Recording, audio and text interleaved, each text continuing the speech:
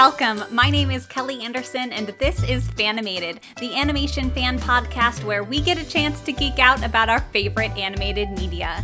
Laura Wacker Hansen and Kate Callan are back to discuss the 1994 Disney animated film The Lion King. Selected by the National Film Registry for preservation, this film sits as a model of Disney's success, and we look forward to discussing the many beautiful attributes of this animated classic. A quick reminder that Fanimated airs due to the support of listeners like you, so please check out our Patreon page at patreon.com/Fanimated for more info on how you can support the technical costs of the show. Without further ado, and with the usual spoiler warning, let's get started and let's get animated.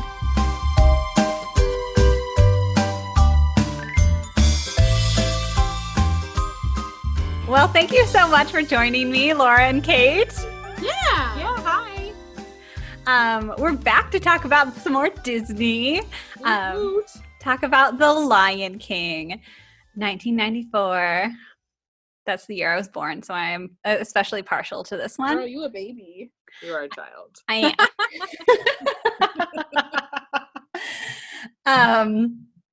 So what are your guys' childhood experiences with The Lion King? Did you guys watch it growing up? I, similar to Aladdin, remember seeing it in the theater as a child. And then we got the foamy VHS, and it was a regular in our house.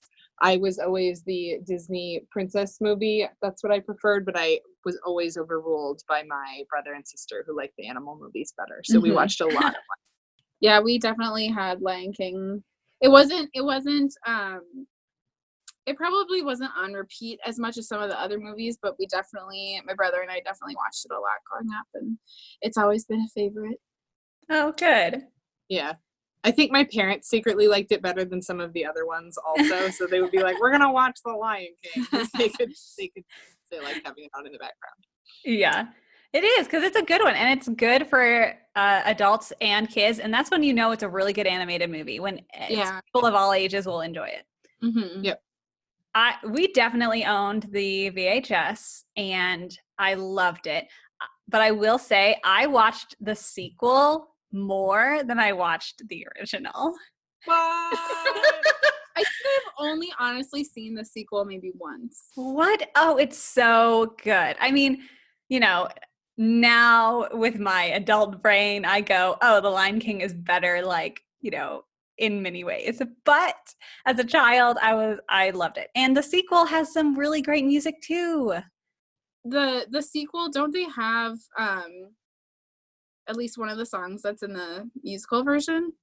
I don't know the musical version as well. He Lives in You, isn't that in the sequel? Yes. Yeah, that's in the Broadway version. Oh, that's so cool. Anyways. That's awesome. That's Man, not relevant. No, but I have the musical in my notes because it's one of the ones that I have on my list that I need to see. It's on my musical bucket list. So I have yet to see it. It's been in town like a million times, and I just have never. Anyways, It's good. Well, we'll have to see it together. That'd be amazing. I have never even seen it, but I already have the opinion that it's probably the best Disney stage adaptation ever. Oh, for sure. I would agree, and because I think that it just combines a lot of stage art forms that you don't get with the other adaptations. The other adaptations is just like going to Disney World, right? It's like here's a real princess singing a song. Yeah. And this one really highlighted dance and puppetry in a way that made it a very different adaptation. It was more like the stage show was inspired by a movie and less like we can get people to come to our stage show by using this branding. Yes. Well, and there's a reason that it's still running in New York. Because it's unbelievable. The puppetry and the dance is Yeah. amazing. And Rafiki's a badass contralto, so. Yes. Oh, man. Yeah, because they actually do something different with it, you know? Mhm. It's not just, like you said, a carbon copy of the film, but in real life. Yeah. I kind of like the movies that they're making right now. And for musical theater, it was so innovative. Yes. You know, there wasn't anything else like that up to that point.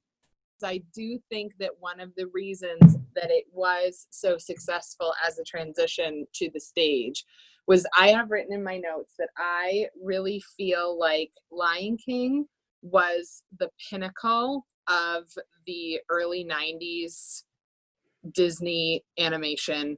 It was like everything they were doing worked up to Lion King, and a lot of stuff that came after kind of we started going like this.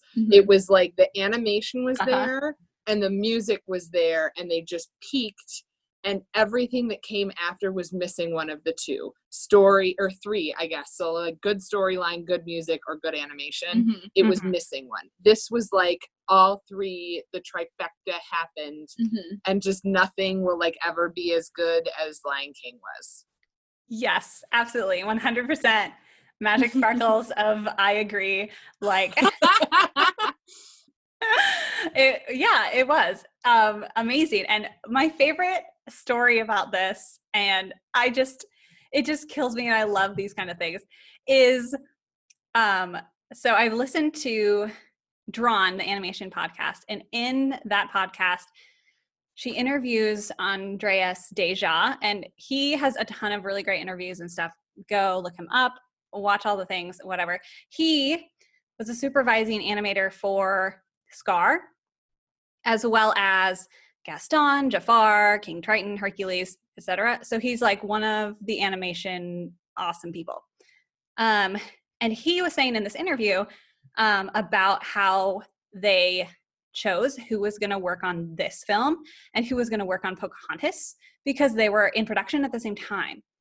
So what they did at Disney, they had this big exhibition, and all the animators and creators were invited to it who worked at Disney. And so they showed concept art for both films. So in one, you're seeing all this beautiful like American landscaping and like, you know, colors of the wind, all those things. And then in the other is like all the animals and all of that stuff. And most of the animators looked at the Pocahontas story and were like, this is going to be the next big thing. So all the animators thought Pocahontas would be the next big thing. And so the established animators, a lot of them chose Pocahontas because they kind of let them choose. And everyone was going over to Pocahontas to work on that. And obviously that's another great film.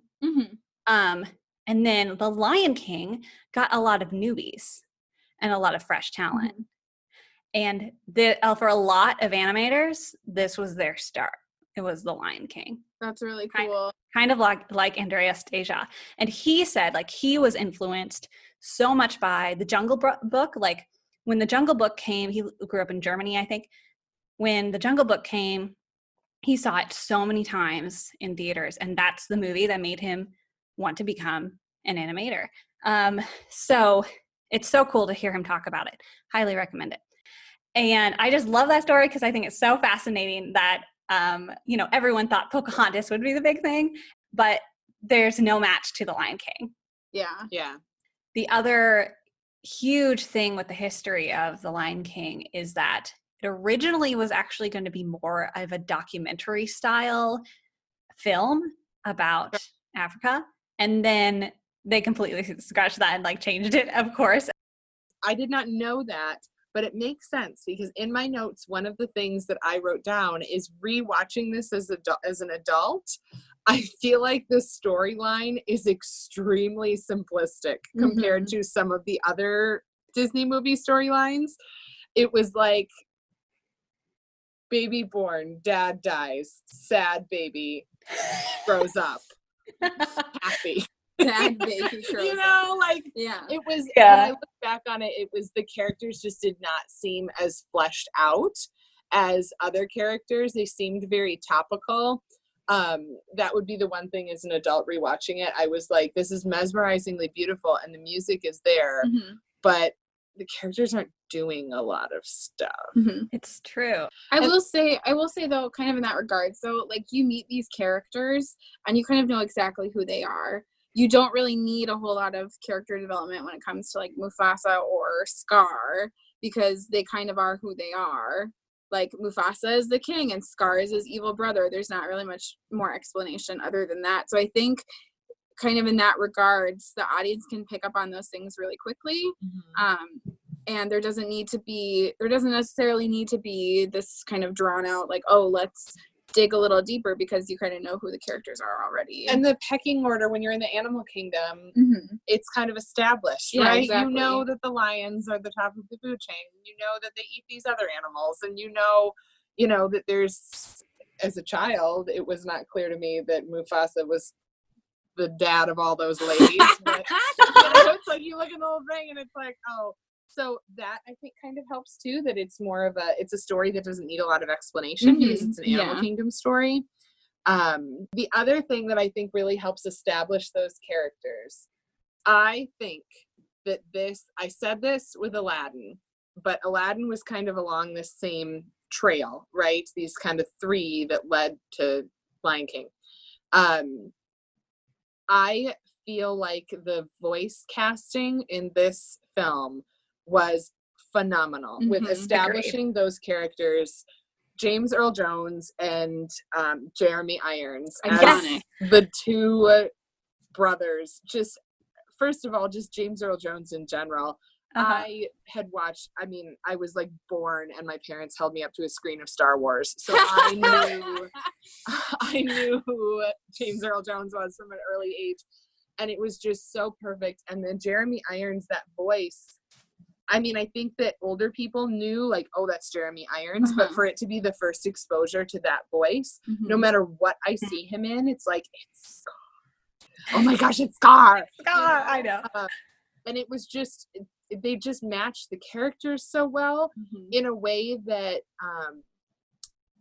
one of the neat things about having such distinct voices is that they were able to animate the characters with animal movements and attributes, and they let the voices be the human part of the animal. That was something I really noticed, especially in that beginning scene when all the animals are coming to Pride Rock and when Mufasa goes and visits Scar, that they are acting and moving and they're animated like animals. When they sit down, when they move their limbs, they don't have human movements in an animal body. Yeah. And I think that was obviously a really purposeful choice, but if they had not made as strong character voice choices, I don't know how effective that would have been. Yeah.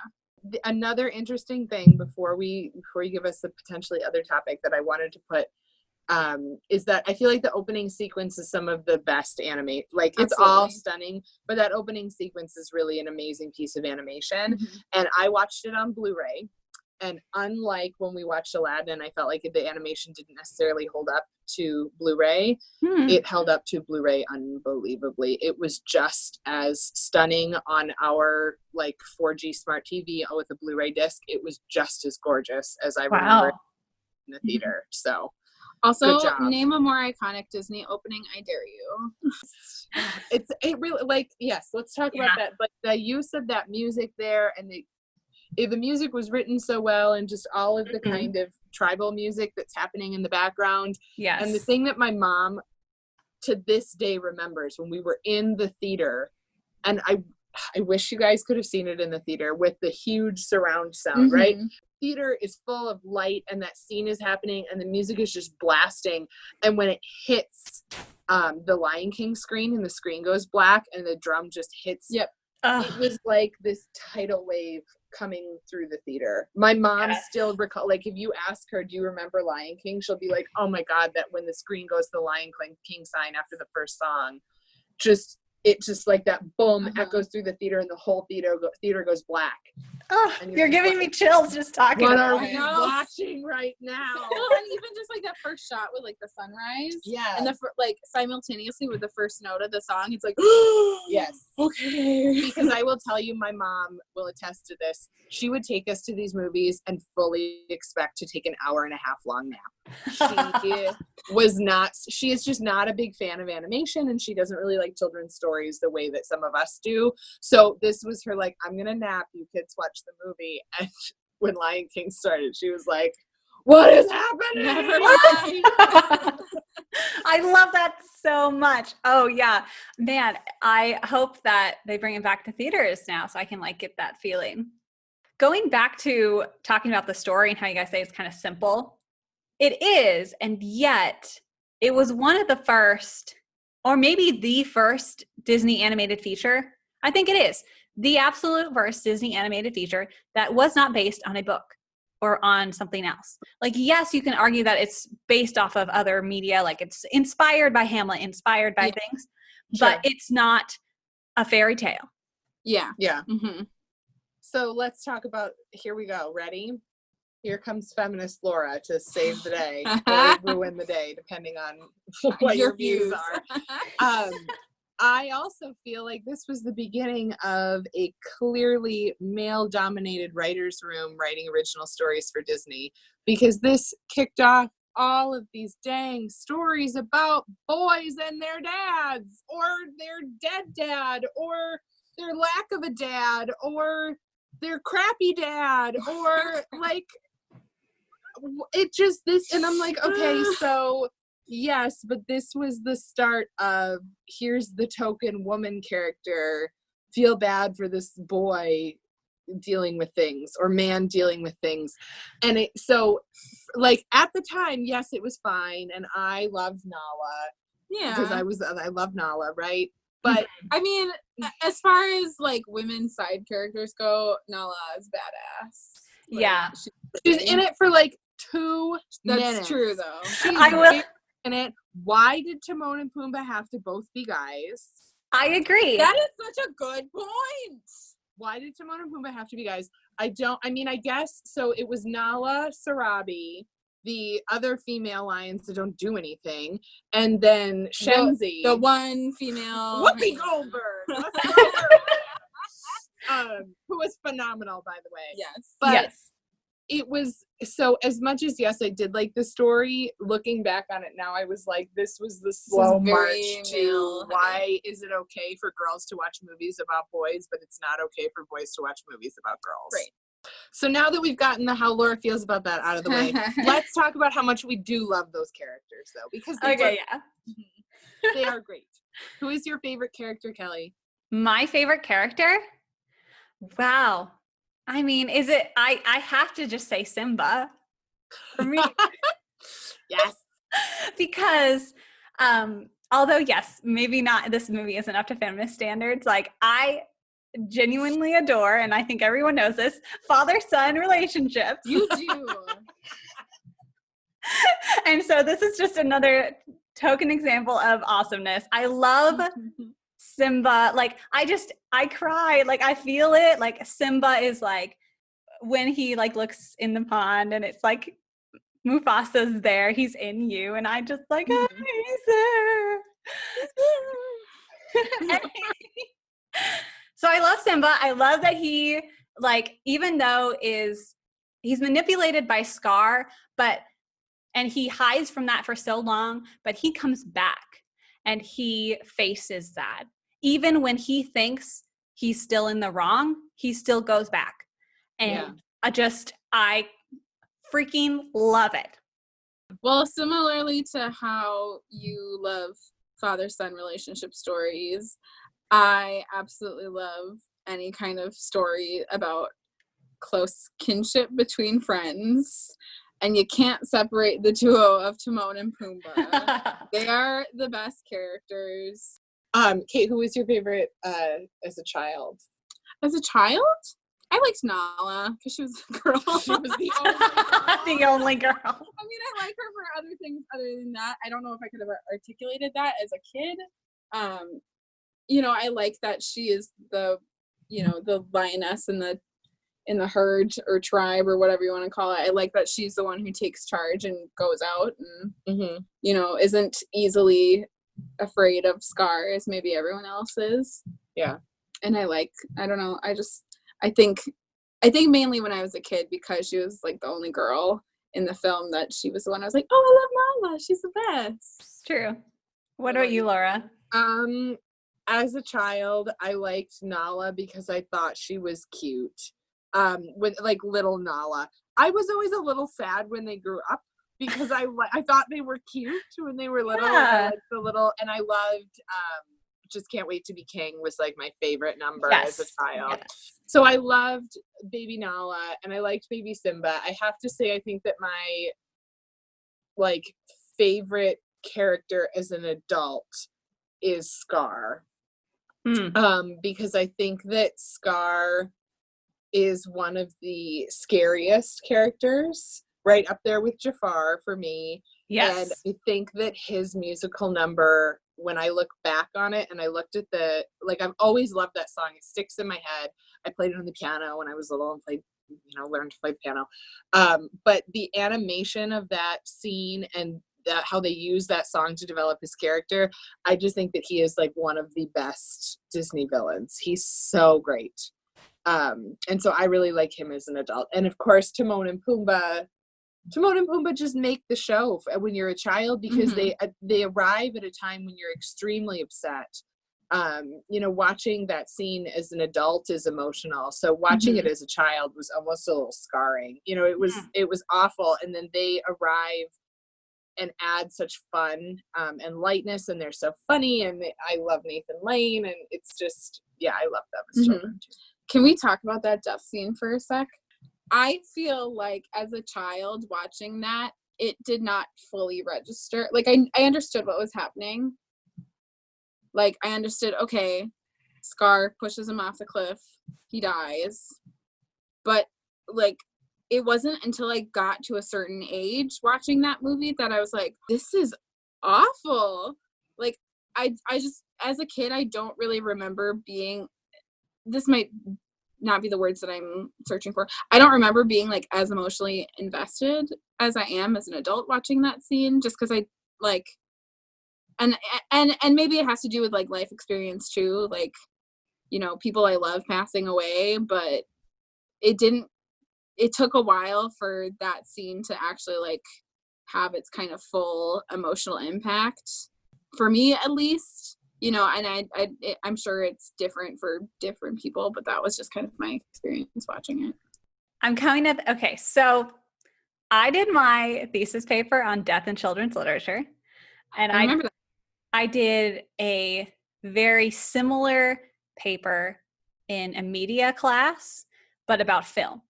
I used The Lion King as a point because it is one of the few animated films that shows a dead body. And I think that is very valuable to children, and I think it's very important for children to have an opening to talk about death, because they're going to see it and they're going to experience it and they're going to ask questions about it. And I think that The Lion King does a really good job of showing that, not only showing the death scene, so showing the body, but Simba is one of the few characters that has time to grieve. In a lot of films, and even in this film, they have to speed things up and bypass it a little bit, but it's a very early film for having Simba actually cry and grieve, and there's that scene there to take his time to do so. Yeah, I mean, I completely agree. I was thinking about that too, because when I was getting ready to have this talk and we were talking about the death scene when we watched it, this was the first one out of the Disney films that I remember seeing as a child where the dead parent died in the story and you saw it. There was always an absent parent or a dead parent, but it had happened a while ago and now the child is alone. And this was the first time that it happened. Like, there it is. It happens in the middle of, or the beginning, third, halfway-ish part of the show, and you see the whole thing. And on top of that, it wasn't just that he died, he was killed, and Scar killed him. You watched one character kill another character, which again, for a children's movie, is pretty intense. Very. One of the reasons that Scar was so effectively evil was he killed his brother, and you watched him do it. There was no going back with Scar after that. I was 5. I'm a 5-year-old child, and I just watched this character kill this other character. There's Mufasa's body. The music in that entire scene is so unbelievably composed. it's adding to all of it. It was so overwhelming as a child in the theater. I was really upset. The image as an adult, it still really upset me. The way that it did when I was a child, the image of Simba laying with his dad's body. Yeah. It's awful. And it just was so sad. And I think, I don't know, it just was, it was a whole new experience for that film. And they kind of said, like, we're going to do it. And they did it. And I remember my mom, again, my mother as an adult was extremely upset. And that shows you how good it was. Okay. So the prequel to the terrifying, horrific death, the wildebeest stampede was cutting edge technology, folks. Yeah. It took them like 3 years just for this scene. Wow. What they needed was several distinct wildebeests moving in their own distinct way without running into each other. That seems pretty simple, right? But it's not. So to start off with, there's no way in heck they were gonna like hand draw this animation. That's not happening. That would have taken 15 times the amount of time to do. So not only did they have to, so they used, their 3D computer animation, just like with Aladdin, how they've been integrating 3D animation in with 2D. So not only did they have to create multiple very specific and distinct wildebeest models, but they also had to figure out how to get them down that mountains, that cliffside, right? Yeah. Without hitting each other. I don't know if you've seen, you guys should just look up on YouTube, like 3D animation bloopers or mistakes, and you'll see the way 3D animation works. Sometimes it's just ridiculous. If you put in the codes wrong, or you put in a weird program, and it doesn't look natural at all. Yeah. And this is at the beginning of 3D animation, guys, so it's a little weird. It still is awesome to watch. So they have all of these different models, and they're also cell shaded to look like they fit into the 2D animation. They look like drawn animation. And then they had to give them randomized paths down the mountainside. Well, looking at herds of wildebeest, it's not predictable where they're going to go. It's got to look, they can't just all go in a straight line, all of these things. So they had 5 specially trained animators and technicians working on this 2.5-minute stampede scene for 3 years. Okay, so I look at an interview with Rob Minkoff, one of the directors, and he was saying that technology, they had to invent that technology to make it happen. And, Disney has a really great history and continues to develop new technology to create what they want. Look at Tangled with the hair. They created all this technology to make that happen. Look at Frozen, even more recently. The snow, how the snow moved.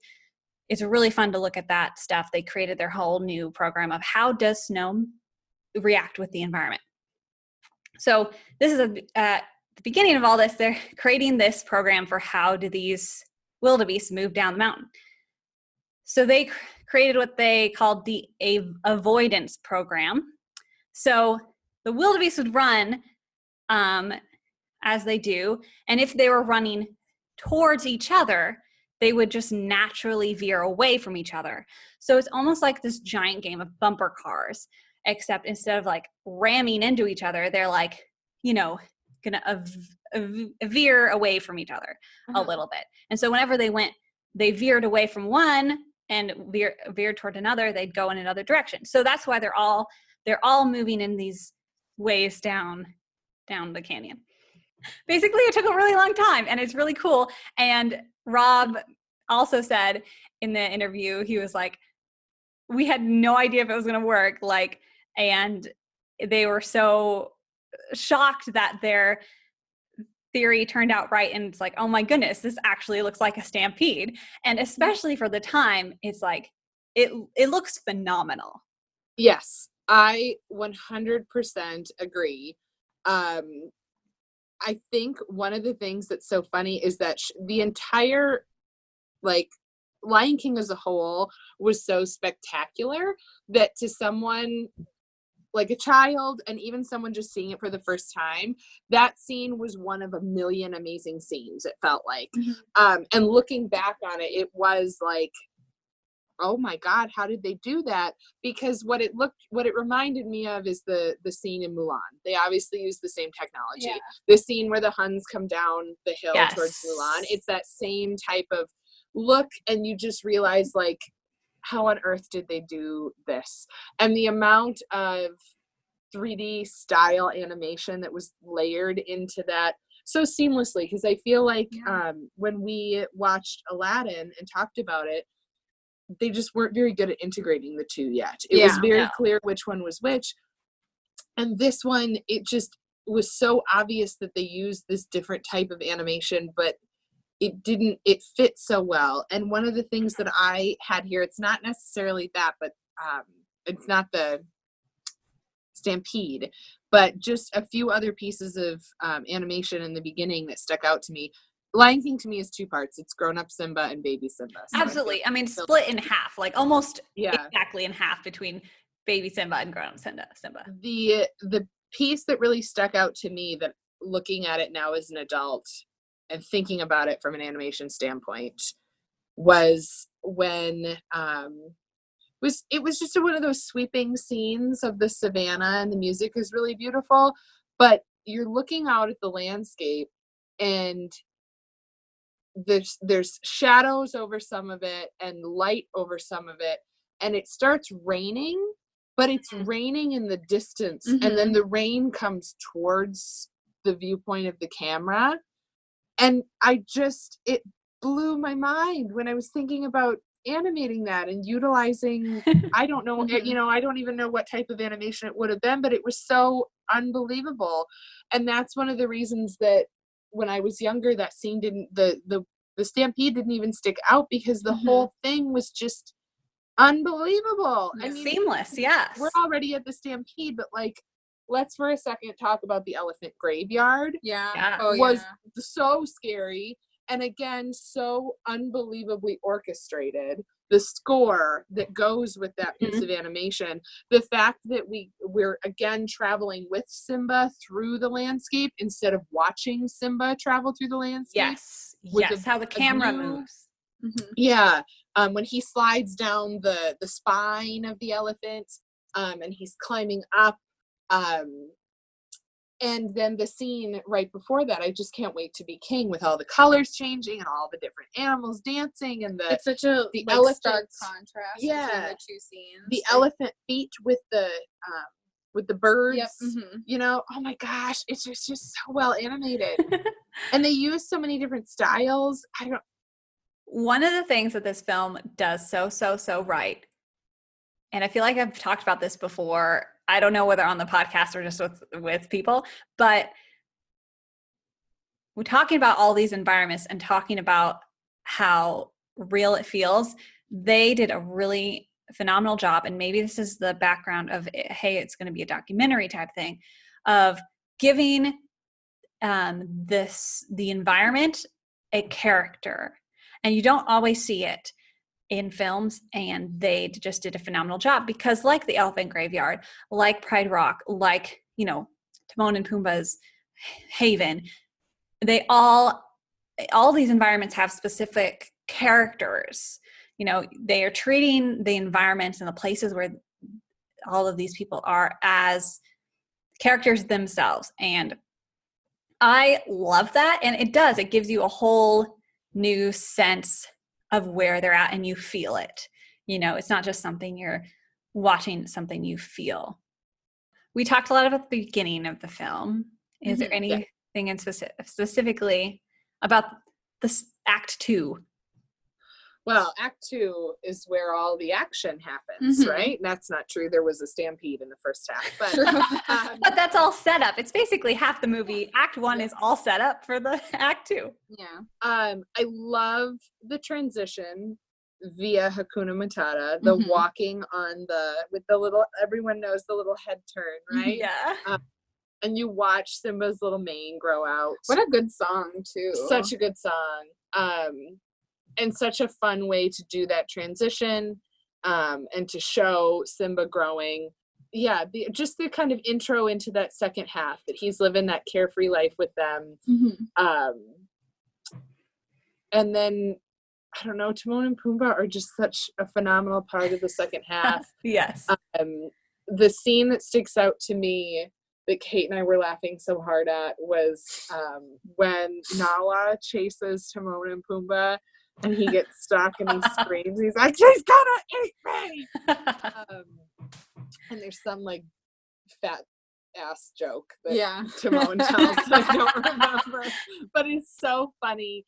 That totally went over my head as a child. That was something, not to go backwards here with what we're talking about, but there are so many puns and adult everything Zazu says is a pun. Like he is giving the morning report. The animal puns. And I feel like Timon and Pumbaa say a lot of stuff that it's like, oh, we thought they were so funny when we were little, but Zazu. Wow, you watch this? They're funny in like a different way. Oh. Kind of along the same lines, and we sort of briefly chatted about this when we were watching. There are so many lyrics to the songs that I did not like. I didn't understand them, particularly Scar's song. There are so many words in that song that just like I didn't understand as a kid, and like I would just like sing along, but I would make up my own words because like I don't know what he's saying. And now as an adult, it's like, oh, okay, yeah, that's what he's thinking about. He's thinking about genocide. Cool. Yeah, when you're, I didn't even know what the word like retention. Yeah. And that's the same. There's a lot of they let the adult characters be adults. So let's continue talking about Timon and Pumbaa. Yes. And Laura's going to get back on her feminist soapbox Get on there, for girl. a moment. It really bothers me that the intro and end of Can You Feel the Love Tonight is two men talking about how a woman being in someone's life is going to ruin all of their lives. It's supposed to be funny. It was probably funny in 1994, but watching it as an adult, I was like, do we need romance mansplained? I don't think so. Oh my God, that she's gonna ruin his life and then ruin their lives? What? No, it was bad. Like when you listen to those lyrics, it's bad, especially because Nala is such a strong female character. Like she was written so well. That tiny 5 seconds that she gets to be in the show, Kate did mention like she's super strong. She leaves and then she's the one who comes and finds him, and she's like, well, if you're not strong enough to do this, I'll do it, and when he needs someone, she's like, I'm here. And then you've got those two little a-holes like, and it's like, that's not a good thing to show kids. No, especially little kids who already deal with so many gender issues and teasing each other and not getting like, I watched that back and I was just cringing horribly. I'm like, so not only is this entire thing about men, there's an entire like beginning and end of a song about how women ruin men's lives. Oh my gosh. Yes. Is it? I've been so used to this film that I've never thought about it like that. And I'm like in awe. I'm in shock right now. And it's so true. It's like been so normalized and it shouldn't be. Wow.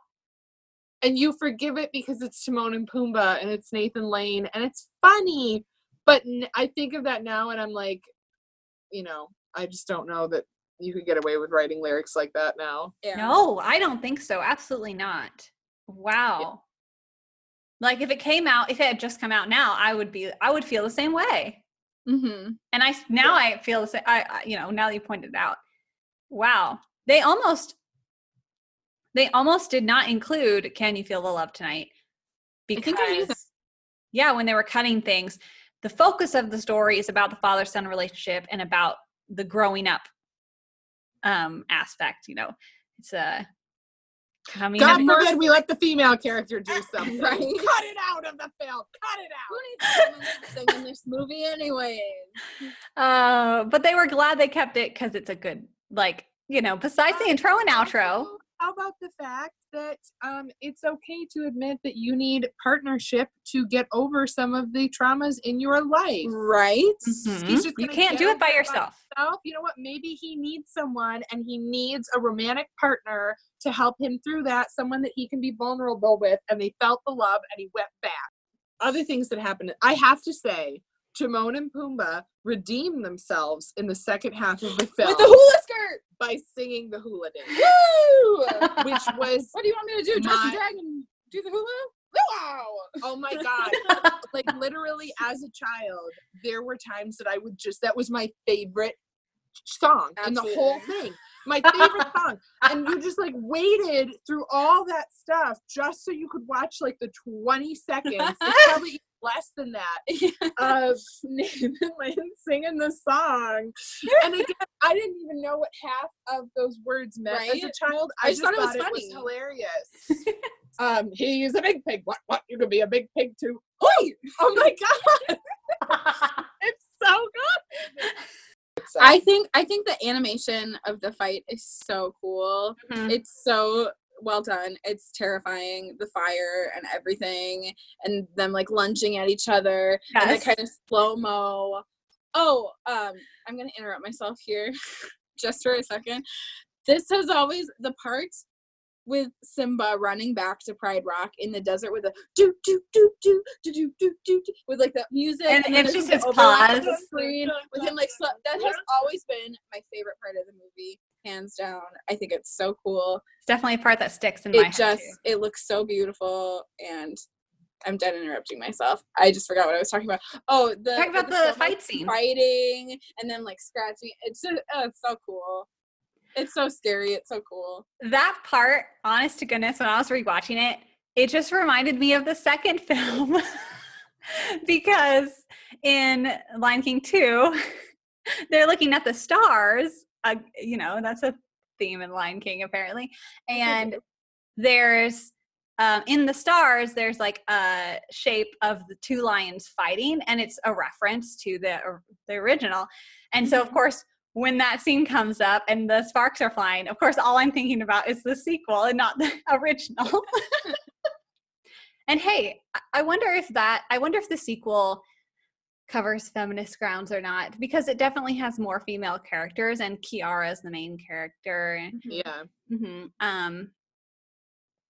Trying to remember if it does. We're gonna have to watch that one too, just because I love it. Because that came out quite a bit after. Yeah. Yes. Let me look. Disney came out with that string of twos after I feel like they ran out of things to do, because like Pocahontas 2 came out and Lion King 2 came out, and they all went straight to VHS. And I was just old enough that I wasn't super interested in them. Like, those weren't the movies that I was getting at the rental store. So it was only 4 years after Lion King. The second Simba's Pride came out in 1998. Okay. That could be enough time for you not to be interested in it, for sure. Yeah, I think it was in like 3rd grade. So anyway, we were talking about the fight scene, and the second act is just even more emphasis onto how great of a villain Scar is. He uses every resource he has and every like connection he has to try to manipulate Simba again. Even when Simba goes back and Simba still believes that he did wrong, he's like, why don't you tell them what you did and all this stuff. And then when Simba has to relinquish Scar's power over him. Like, Simba was the one letting Scar have the power over him. Again, I love Simba. And when Scar realizes he can't lie to him anymore like that, he's still like manipulating and be like, oh, I'm so sorry. You wouldn't kill me. Oh no, I'm your, and continues to manipulate, just changes tactics. And of course, I love how it is Scar's own web of manipulation that kills him, because he is just pretending to be friends with the hyenas to get what he wants. That's what he is, a sociopath that just manipulates everyone to get what he wants out of the relationship and out of what he does. And let's talk about Scar for a second. I told you I love Scar.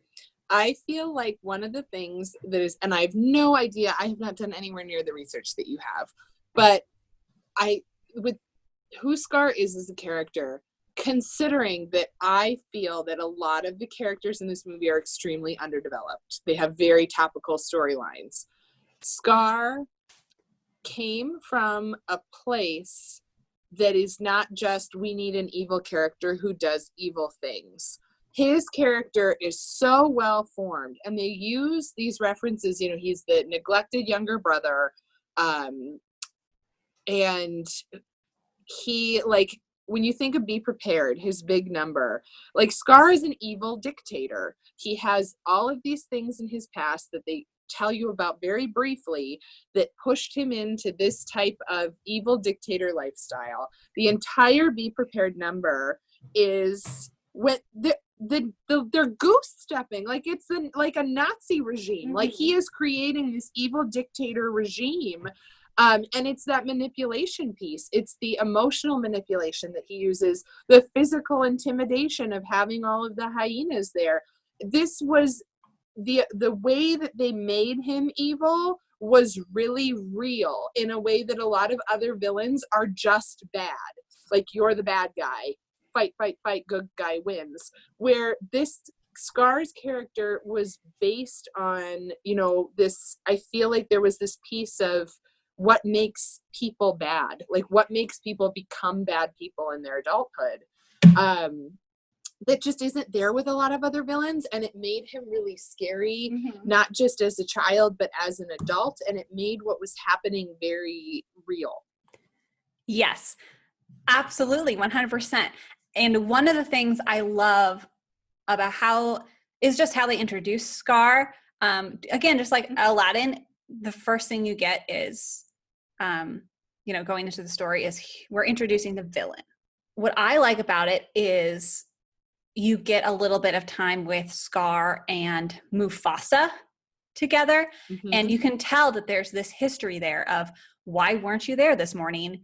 And like, of course, this is what you would do. And Zazu's talking about there's, one in every family. And, there's this history that has built up there, and they give that a second to be there. I can almost imagine them as kids, Mufasa and Scar. And, Mufasa is going to be king and is going to be ruler. And Scar just tries to find someone or something he can rule over. And so he finds the hyenas, like, you can just, I can imagine what that would have been like, in his perspective of, oh, it's going to be Mufasa that is the king and is in charge of everything, but I want to be in charge. And that piece that I think is true in a lot of relationships and for a lot of people, that, from Scar's perspective as the younger brother, Mufasa is the king because he was always, like, he got all the opportunities. I didn't get any of the opportunities. But then when he has the opportunity to do it, he can't do it. He just doesn't have the will or the ability to be a good ruler. But how many times does that play out in real life, that you see people who want something because it's something, and they think that people have achieved something because they were handed it, compared to, even if they may have had the opportunity to get it, they still had to work for it and work to hold on to it and to be good at it. Like an athlete or an actor or, anything like that, oh, that person's so lucky. But they still had to work hard to be there. And someone who spends their entire life saying that it's not fair instead of working towards getting it, they're not. Yeah. And you can't just cheat to get there. You have to do the real work and the real foundation to get somewhere. And that's the difference between Mufasa and Scar. Is Mufasa probably his whole life is building up to the skills in order to lead well, and Scar is manipulating and so cheating the system, and then of course, you know, murdering his brother in order to gain that power instead of doing the work to know how to lead well. And that's one little piece of the storyline that I thought was missing. Again, when you think of how short the film is and that the story does seem very topical. When I was little, I just assumed that everything was bad because Scar was bad. But, you know, watching it again as an adult, I feel like they tried to show, it's almost like they tried to have this storyline and then edited it out. That the entire beginning part where Mufasa is teaching Simba about the circle of life and the food chain and like respecting all the other animals, and that everything is in a balance. Everything is balanced. And that if when Scar takes over, the balance is thrown off, the balance of nature is thrown off, and that's why the ecosystem around them has failed. But I feel like there needed to be a slightly more obvious, because it is a children's movie, like a slightly more obvious reference back to that, because it was more just like, Scar's bad, scary, dark, now Simba's here, great. And I feel like they tried to set up that balanced nature story at the beginning, and then it kind of fell to the sideline at the end, which was fine, but almost a little disappointing and kind of confusing. Right, because Scar has let everything become unbalanced and let the hyenas do whatever they want. So now the grass isn't growing and the animals aren't there. So what is your favorite song from the film? So I feel like it is very hard to pick one because they are all so different. So I'm going to say a few things, probably from different points in my life and reasons. So as a child, Just Can't Wait to Be King was my favorite. Agreed. I loved the song. I loved the kids singing it. I loved the entire visual experience. I thought that it was super fun and entertaining. From like an adult perspective, I think that Be Prepared is a phenomenal song, because I think from an orchestration and a composing standpoint, Jeremy Irons isn't really someone that I'd be like, let's listen to an album of Jeremy Irons sing, you know? Right. He kind of speaks things, but the way that they were able to utilize his unique voice with the way that it was composed, it's so scary and well composed and sounds very different than all the other music. Just Circle of Life is just the ultimate, like if you had to pick one song from the show that is the best song in the entire movie, it's Circle of Life. It sums up everything like that the movie is about, that we kind of are reflecting on throughout the process of this movie. You know, it focuses on life and death and rebalance and rebirth and all that kind of stuff, and it does such a good job of just kind of like setting the expectations for the movie. You know, you hear that song and then you spend the next hour and a half watching that exact thing unfold.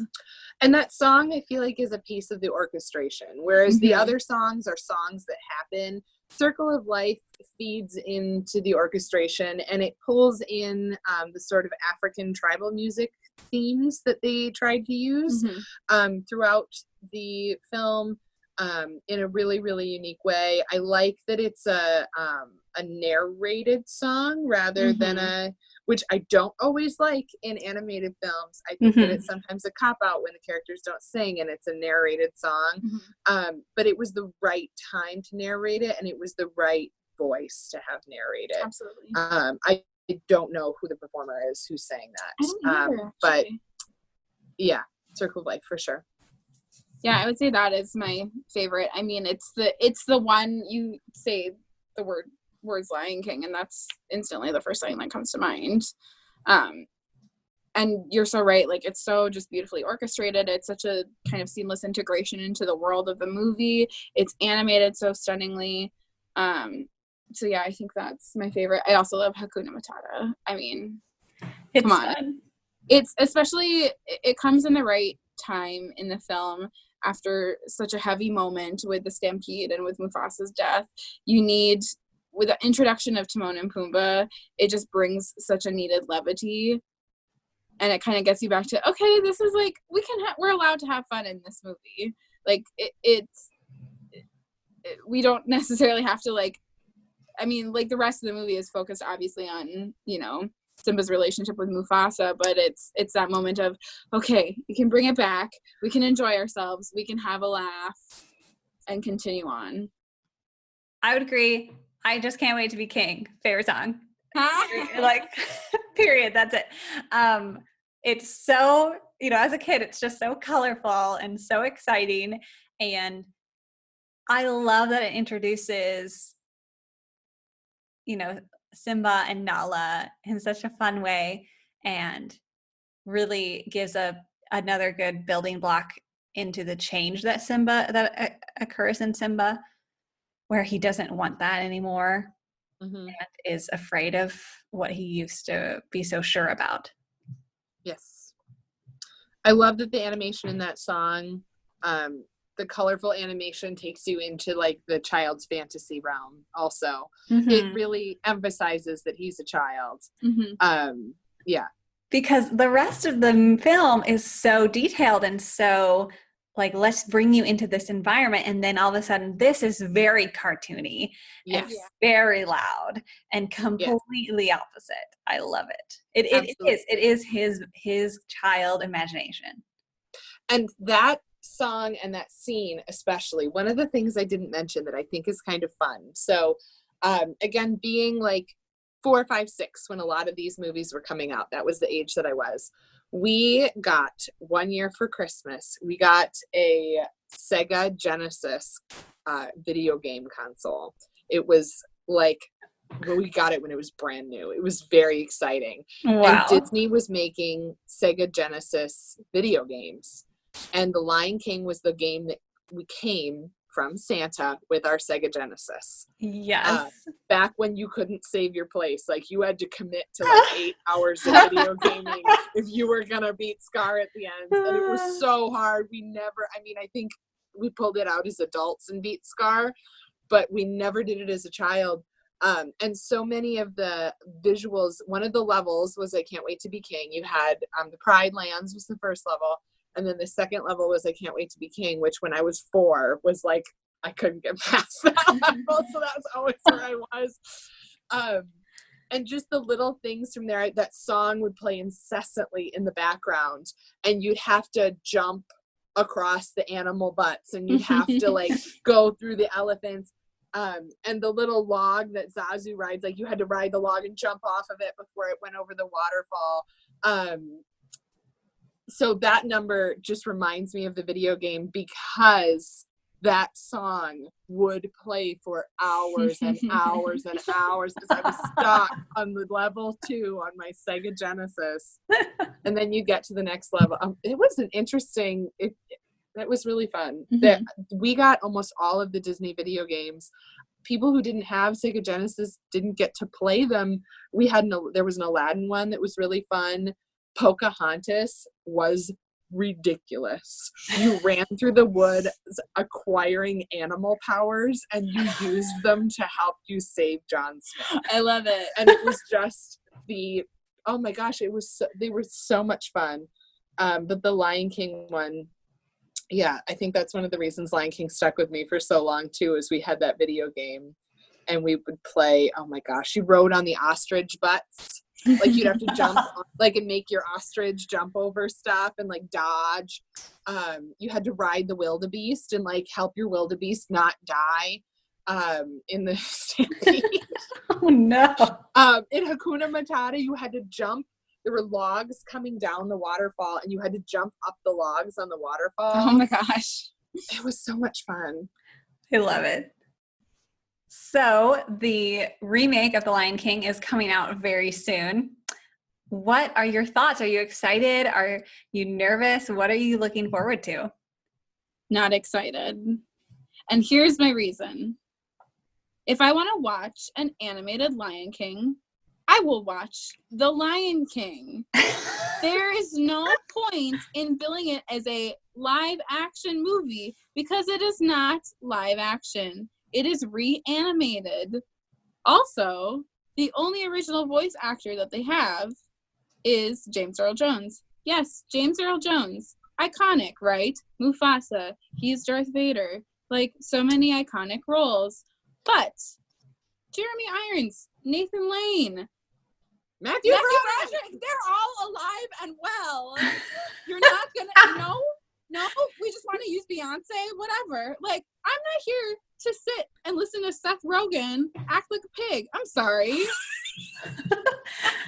I'm not down for it. I love Billy Eichner. I think he's hilarious. He is not Nathan Lane though. So I'm not going to shell out my money to see a reanimated Lion King with different voices. I have to say, so if you listen to our Aladdin episode, when we for some reason talked about Beauty and the Beast,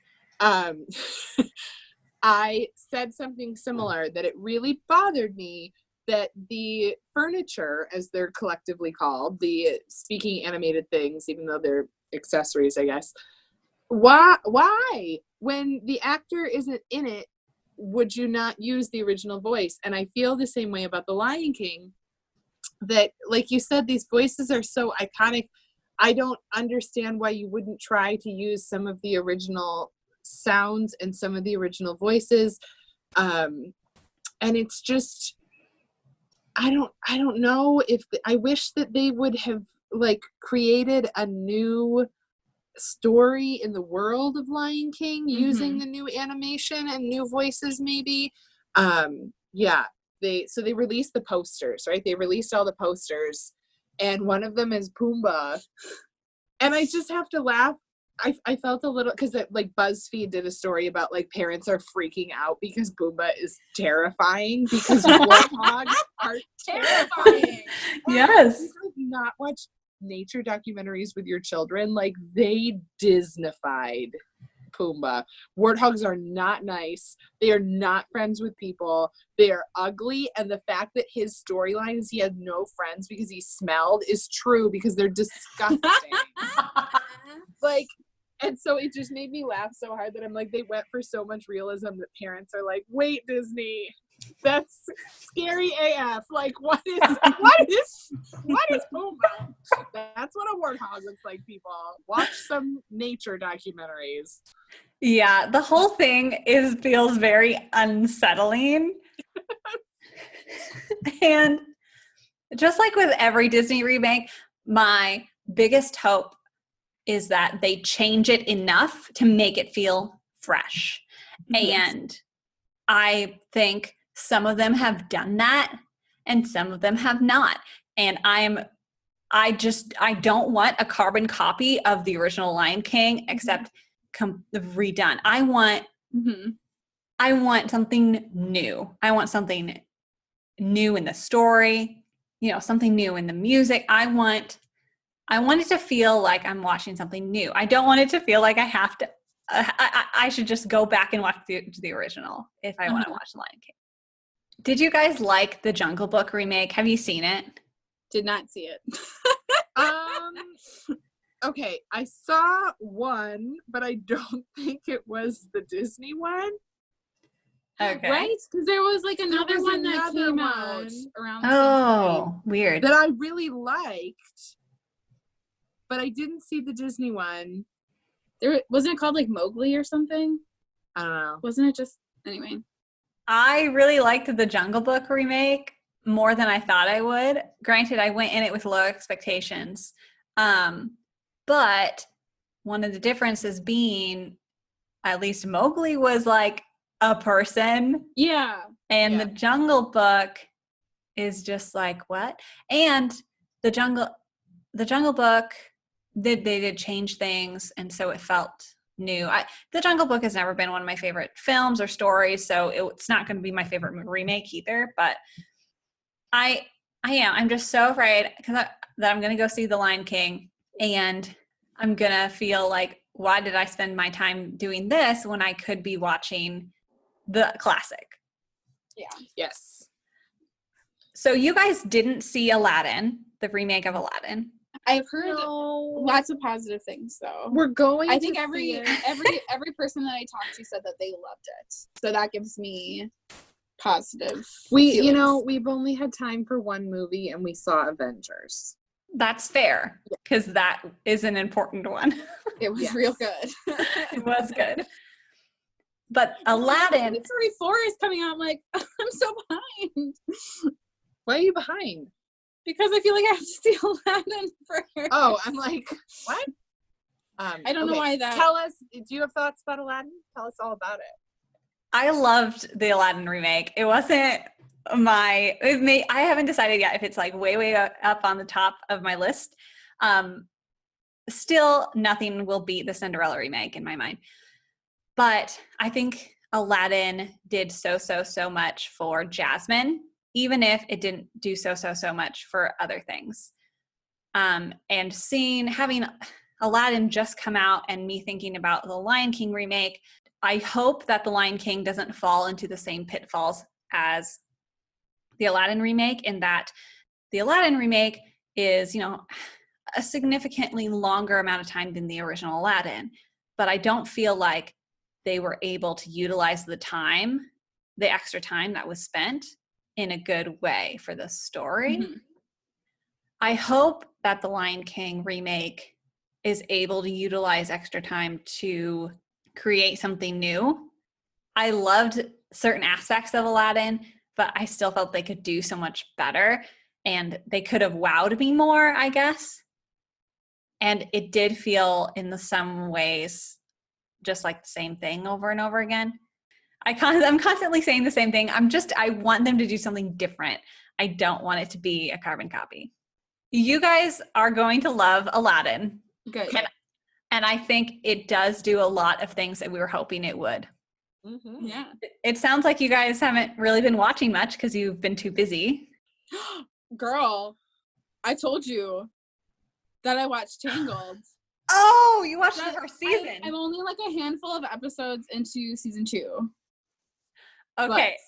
What are your thoughts? Oh my gosh. You weren't kidding. Okay, so I'm a bad binge watcher. I will watch like chunks of episodes, like I'll watch like a few episodes of this and then I'll jump over to this show and watch a few episodes of this. And so I had been like watching like handfuls of episodes at a time, and I just remember you talking about Queen for a Day was the episode. You're just like, you just have to get to this episode, you just have to get there, because that's when the ball starts rolling and things start happening. I'm like, oh, okay. So I got to that episode, I was like, okay, I'm expecting like a lot, and it delivered. Good. And Jeremy Jordan, Yes. oh Uh-huh. my gosh, Oh my gosh. like I didn't expect that much from his character, and it's just like, you're ripping my heart out. I know. Again, I'm obsessed with father-son relationships, guys, and I cannot handle Varian. Well, and the other thing that I really enjoy about it, I feel like a lot of these, like, let's take a popular animated movie and make it a TV show. I feel like a lot of those shows kind of have run on the same format of like just being very episodic. Whoa. So you can kind of hop in at any point, but it's so important to kind of watch the whole thing and get the full story. Even like going into season 2, like you can't really skip an episode because it explains so much about what's happening and gives kind of the context for kind of a bigger world that is Corona. But yeah, I'm really excited to like keep watching it, just because it's so like I didn't know you could go there with Tangled. Oh, And I love how they're continually like developing Eugene and Rapunzel's relationship. yes. Yes. Best Disney relationship. It just feels so, I mean, you get that time to kind of see the ups and downs between them, and it's not just like another kind of like, oh, the princess met her prince and everything was perfect. Like you get to see those kind of like trials that they have with each other and the doubt that they have in one another, and like, I love you, but are you really like the one that I want to spend my life with? And it's so, for like it being a kids show, it's really great. I like it. So thank you for pushing me to watch the show. You're I'm trying welcome. to get Laura. Also, I'm trying to get Laura to watch Gravity Falls. At some point. We will watch it. Gravity Falls is the best, Laura. But I've been told by you and Kate and Gabe and so many people. So I need to watch it. It's It really is good. though. It's so good, guys. And back to Tangled the series real fast. Okay. It goes there and then it goes farther. Just wait. Season 2 is like, are they allowed to do this? Oh no! What is happening? It's so, I'm so good. scared now. It's so good. So good. I mean, we have to make it to Tangled Ever After, so I feel like Eugene and Rapunzel are in decent-ish shape, but you never know. You never know. I would like, are you going to ask us our question about what we've been watching? That's Yeah, that's kind of what we're doing. Oh, because we definitely watched the wedding episode of Arthur. Every time you have me on, we're going to talk about Arthur because it's such a good show. We watched the Mr. Ratburn and his partner get married episode, and it was so hilarious. It was great because the kids don't know who his partner is, and his sister comes to town, and she's voiced by Jane Lynch. Yes! And it's like just Mr. Ratburn with a wig on, voiced by Jane Lynch. And they're just horrified with her, and they're trying to make the wedding not happen. And then they get to the wedding, and it's not her, but it's his sister. And there's this really funny comic moment where Buster's like, he can't marry his sister. And it was just like, it was so sweet. It was really good. Done so well. Their animation is so much more topical than it used to be. It's much more simplistic than it was when it was originally done. Mm-hmm. I don't know why that is. I don't know anything about it. I don't know if it's done on a computer now instead of hand drawn, but my guess is both. Yeah. The story is still there, and it's just, if you guys have not seen the episode of the wedding episode of Arthur, I highly recommend it. It was really great. That's awesome, and I need to watch more Arthur apparently because you guys are obsessed. I love Arthur. There is no such thing as too much Arthur. No, there's a reason that Arthur has been on the air for as long as it has been, and it is because it's entertaining for children and adults, and it's sweet, and I am no longer in the closet about my adult watching of Arthur. I love it. Well, and now that I know what's on my to-do list, watch Arthur. Oh, good. All right, thank you so much, guys. Yeah, thank you. Bye. Bye. Are you really going to hang up, or are you just going to stop? No, we have to say goodbye to the listeners. Oh. Bye.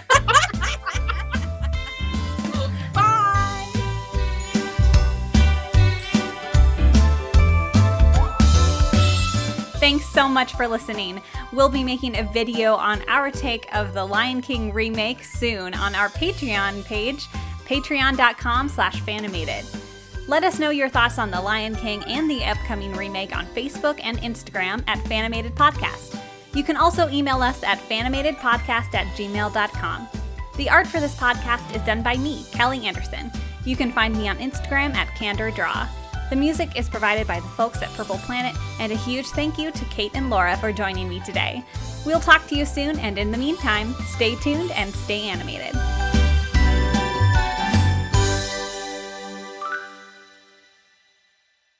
I realize now that we never gave a synopsis of The Lion King, so I'm assuming that everyone has seen it. We told you, it's simple. Boy's dad dies. Boy doesn't know how to deal with the mental capacity. No women. The end.